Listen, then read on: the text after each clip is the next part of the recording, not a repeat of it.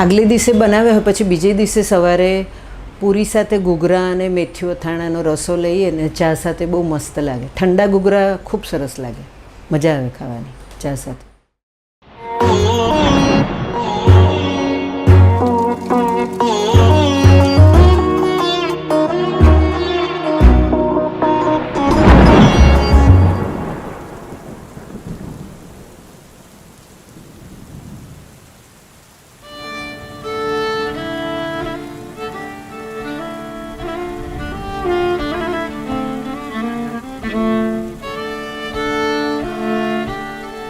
ઘૂઘરા સુરતી લોકોના લગ્નમાં હોય છે મોટે ભાગે.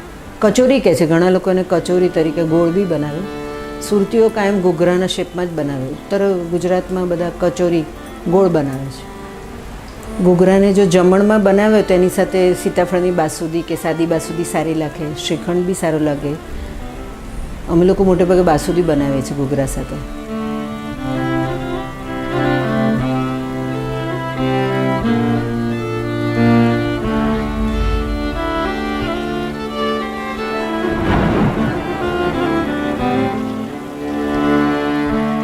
નાનપણની મમ્મીના ઘરની મેમરી ખાલી ખાધાનું જ યાદ છે, એની આગળનો પ્રોસેસ કાંઈ જ યાદ નથી. પણ સાઈ સદનમાં આપણે રહેતા હતા ત્યારે એટલું મને જરૂર યાદ છે કે બધા મળીને વટાણા તુવેર સાથે છોલતા અને પછી ગંગારામ પેલા મશીનમાં ક્રશ કરતો, પછી બેન તેલ અને રાઈને બધું નાખીને એને વઘારતા. ઘૂઘરાનો લોટ હંમેશા હું જ બાંધતી.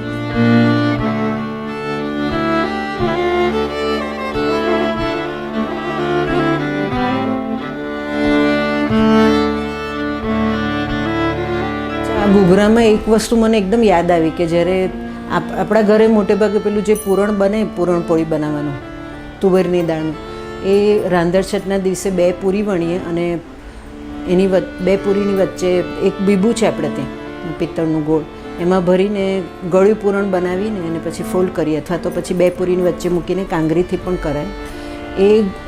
એને ઘારી કહેવાય, પૂરણપોળીના પૂરણની ઘારી. અને શીતળા સાતમને દિવસે એની એક સ્પેસિફિક ખાવાની રીત છે, ઘારી અને એની બાજુમાં માખણ લેવાનું ને સાથે થોડું મેથીનું અથાણું અને પૂરીને વડા.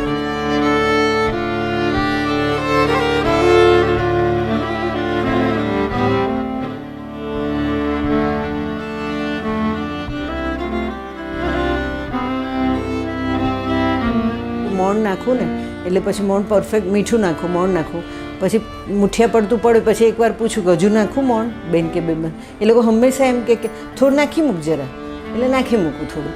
અને પછી સરસ મજાનો પાણીથી લોટ કઠણ બાંધી, હરવરતો લોટ બાંધવાનો એમ કે, એટલે હરવરતો લોટ બાંધું અને પછી પૂરી હું વણું અને બેબી માસી ભરે યા તો મોલ્ડમાં અથવા એમ જ. અને પછી એને શું કહેવાય, કાંગરી પાડી પછી ધીમા તાપે બેન કે હું તળીએ.